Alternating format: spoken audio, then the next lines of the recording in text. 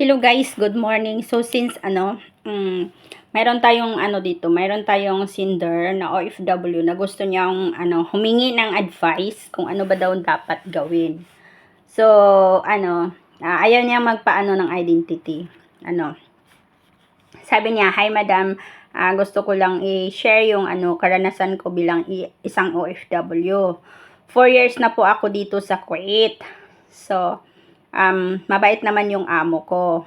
Pero ito yung problema ko.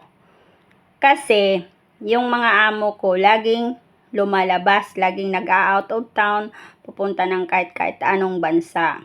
So, isang araw, madam, umalis si madam, pumunta ng ibang bansa, ibang lugar, ibang bansa yata, ibang bansa. Tapos, kami lang naiwan ng bata at saka si sir. So, may nangyaring hindi maganda. May nangyaring hindi maganda. Tapos, takot na takot ako nung una, madam, kasi siyempre, anong mangyari sa akin? May pamilya po ako sa Pinas, madam. 2 ang anak ko, bata pa, 2 years old, saka 4 years old. So, nagpunta po ako ng Kuwait para magtrabaho para sa mga anak ko. Pero, ang problema ko ngayon, madam, is takot ako na baka malaman ni madam kasi paulit-ulit na namin ginawa ni sir. Kasi lagi niya akong binibigyan ng pira kapalit ng ginagawa ko sa kanya. Ginagawa niya sa akin. Kaya tumahimik na lang ako, hindi na ako nagsusumbong na kahit kanino.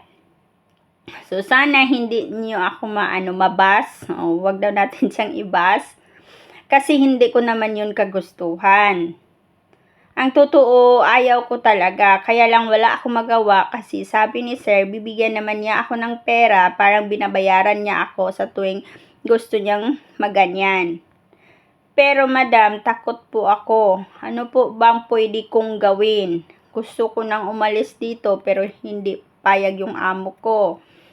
Gusto kong magbakasyon man lang, ayaw akong payagan. Kasi ang sabi, busy sila, walang maiwan sa anak nila.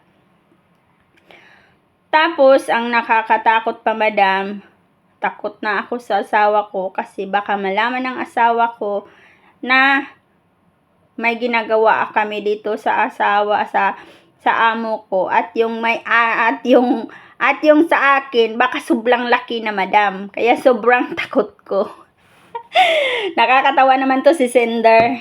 I-hide mo na lang the identity ko, madam. Galing po ako ng nagtrabaho po ako ng Kuwait hanggang ngayon. 4 years na po ako dito. Sana mabigyan niyo po ako ng advice ko ano ang dapat kong gawin.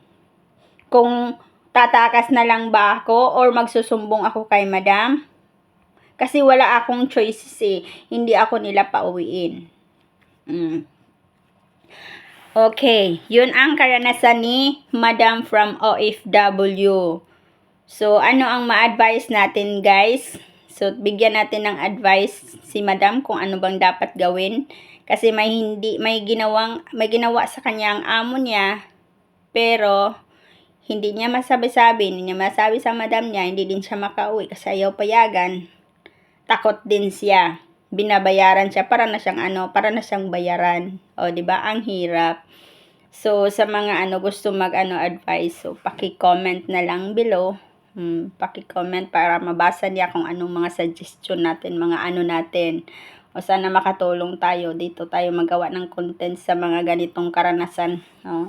Yun lang guys. Salamat. Like and share. Thank you. God bless.